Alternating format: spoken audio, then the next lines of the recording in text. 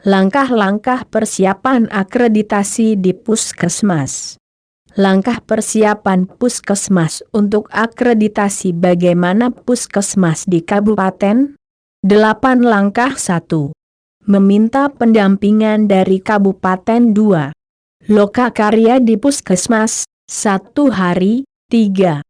Pelatihan pemahaman standar dan instrumen akreditasi dan persiapan self-assessment, 2 hari. 4. Self-assessment, 1 hari. 5. Penyusunan dokumen yang dipersyaratkan dan perbaikan sistem manajemen, sistem penyelenggaraan UKM, dan sistem pelayanan UKP, 3-4 BLN. 6. Implementasi, perkiraan 3-4 BLN. 7. Penilaian prasurvei akreditasi, 2 hari, oleh pendamping. 8. Pengajuan permohonan untuk disurvei. Lama tindak lanjut. 1. Setiap pendampingan menyampaikan progress report KPD Kadinkes 2, 1 hari. 3, 2 hari. 4. 1 hari awal prapendampingan bisa dilakukan berulang 2 oleh Puskesmas. 5. Perkiraan 3-4 bulan. 6. Perkiraan 3-4 bulan. Selanjutnya Puskesmas menyampaikan kepada pendamping, siap diakreditasi. 7. Penilaian prasurvei akreditasi, 2 hari, oleh pendamping. 8. Survei. 8 langkah persiapan Puskesmas untuk akreditasi. Langkah 1. Meminta pendampingan Dinas Kesehatan Kabupaten. Uraian kegiatan L11. Kepala Puskesmas mengajukan permohonan tertulis kepada Kepala Dinas Kesehatan Kabupaten meminta pendampingan akreditasi dari Dinas Kesehatan Kabupaten. 2. Kesepakatan penjadwalan pendampingan. Langkah 22. Lokakarya. Lokakarya di Puskesmas 1 hari. Uraian kegiatan L21. Menggalang komitmen untuk memberikan pelayanan IK bermutu dan menyiapkan akreditasi. 2. Pemahaman tentang akreditasi. 3. Pemahaman tentang standar dan instrumen akreditasi. 4. Pembentukan panitia tim persiapan akreditasi Puskesmas, dan pembentukan kelompok kerja, yaitu kelompok kerja manajemen, kelompok kerja upaya Puskesmas, dan kelompok kerja pelayanan klinis. 8 langkah persiapan Puskesmas untuk akreditasi. Langkah 3. Pelatihan pemahaman standar dan instrumen, oleh pendamping Kabupaten. Tim Puskesmas sudah dilatih, 2 hari. Uraian kegiatan L31. Pelatihan pemahaman standar dan instrumen akreditasi Puskesmas diikuti oleh seluruh karyawan Puskesmas untuk memahami secara rinci standar dan instrumen akreditasi Puskesmas dan persiapan self-assessment. 2. Pelatihan dapat dilakukan oleh tim Puskesmas telah dilatih atau oleh tim pendamping dari kabupaten. Langkah 4. Pelaksanaan self-assessment oleh staf Puskesmas didampingi pendamping 1 hari. Uraian kegiatan L41. Self-assessment oleh staf Puskesmas didampingi dipandu oleh pendamping, atau dilaksanakan oleh pendamping bersama staf. 2.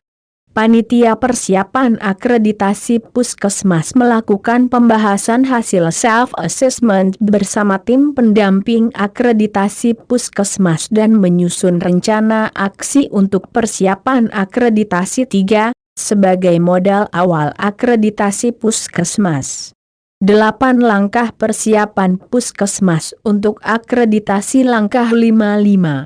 Penyiapan dokumen yang dipersyaratkan dan perbaikan sistem manajemen, sistem penyelenggaraan UKM, dan sistem pelayanan UKP. Uraian kegiatan L51. Identifikasi dokumen 2 IK dipersyaratkan oleh standar akreditasi. 2. Penyiapan tata naskah penulisan dokumen 3.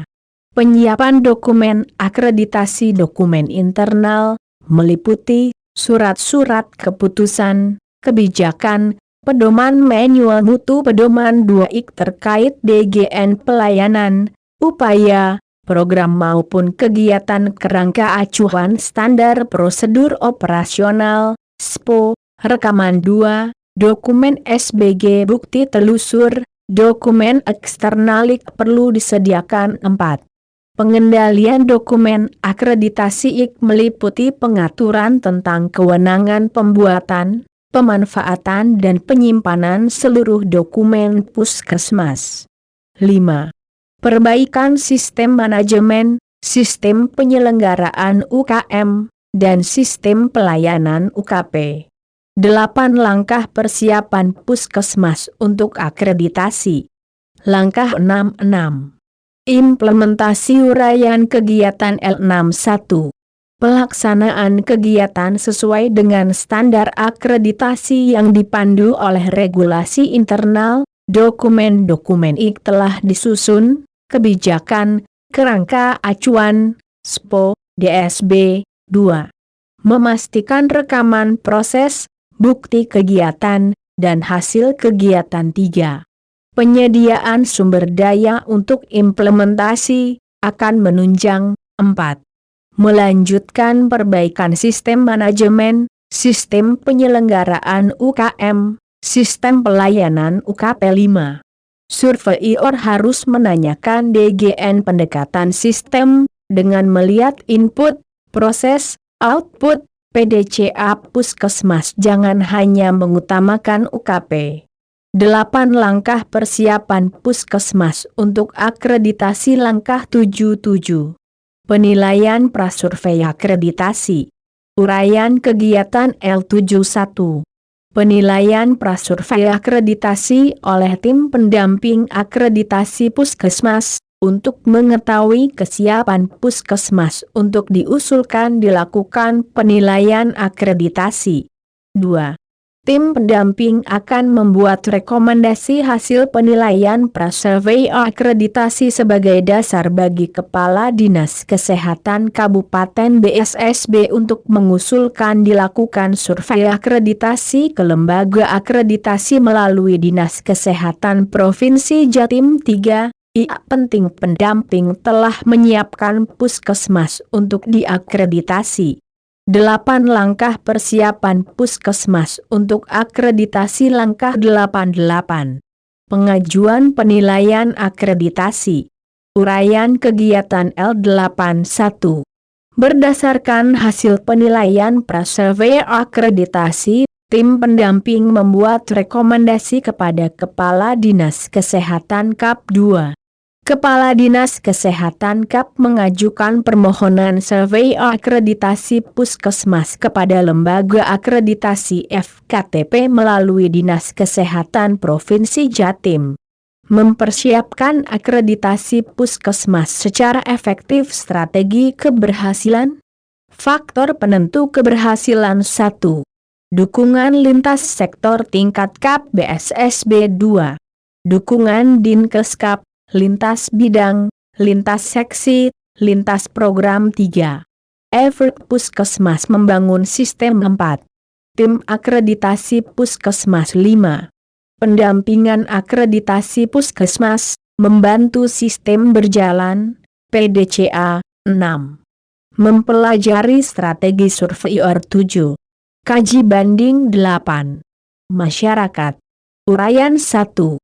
Pemenuhan persyaratan dan pembinaan Puskesmas, SDM, sarana dan prasarana, dokumen dan sistem. 2. Pembinaan dan pemenuhan persyaratan Puskesmas, SDM, sarana dan prasarana, dokumen dan sistem. 3. Komitmen, menjalankan langkah-langkah, SA Kontinu 4. SA, audit internal dan RTM, rapat tinjauan manajemen. 5. Pendampingan sesuai pedoman, 5-8X anggaran. 6. Simulasi, sistem berjalan 7.